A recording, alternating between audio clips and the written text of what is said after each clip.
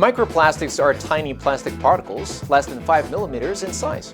Some are so small you can even see them with the naked eye. They come from many sources: plastic packaging breaking down over time, synthetic clothes shedding plastic fibers during laundry, or even tiny plastic beads that were once added to face scrubs and toothpaste. They're everywhere, in oceans, rivers, soil, air, and yes, in our food and water too.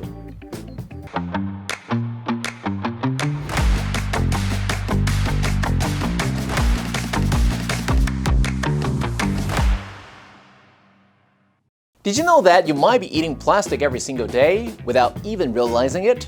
Some studies say we could be consuming the equivalent of a credit card's worth of plastic every week. Sounds crazy, right? But it's real. And today we're going to talk about it. What are microplastics? How do they get into our food? And is there anything we can do to avoid or get rid of them? Let's break it down.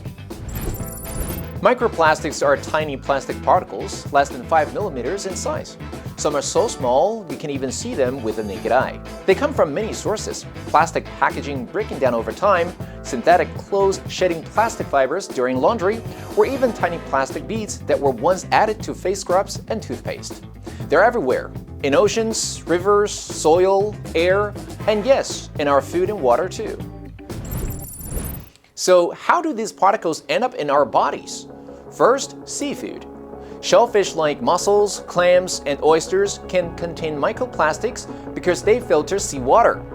Fish can also absorb microplastics from the ocean. Second, salt. Sea salt has been shown to contain microplastics due to polluted oceans.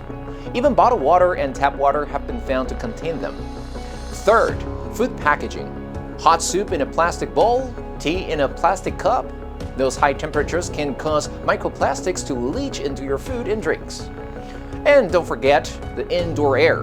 When we're breathing dust, especially from homes filled with synthetic fabrics, we might also be inhaling microplastic particles. You might be thinking, okay, but they're so tiny. Do they really harm us? Well, scientists are still studying the long-term effects, but early research suggests microplastics may cause inflammation, disrupt gut health, and even carry harmful chemicals into our bodies. Some microplastics can absorb toxic substances from the environment, like heavy metals or pesticides. So when they enter your system, they may be carrying more than just plastic. We're only beginning to understand the impact, but it's better to be safe than sorry. Good news, there are ways to lower your risk. Start with simple changes. Number 1, avoid single-use plastics like straws, forks, and plastic bags. Don't microwave food in plastic containers. Number 2, choose glass, stainless steel, or ceramic over plastic whenever possible. Use a water filter that can reduce microplastic particles. Number 3, try laundry bags or filters that catch microfibers when washing synthetic clothes. Number 4, eat more whole, unprocessed foods. The more processed or packaged your food is, the more likely it's been exposed to plastic along the way. Here comes the tricky part. Once microplastics are inside you, they don't just disappear overnight. But there are a few things that may help. Number 1, eat more fiber. High-fiber foods like fruits, vegetables, and whole grains help your digestive system move waste, including microplastics, out of your system. Number 2, stay hydrated. Water helps your kidneys and gut flush out unwanted substances. Number 3, include antioxidants. Foods like berries, green tea, and leafy greens may help reduce inflammation caused by microplastic exposure. 4, probiotics. Some studies suggest certain beneficial bacteria might help reduce plastic absorption, but more research is needed.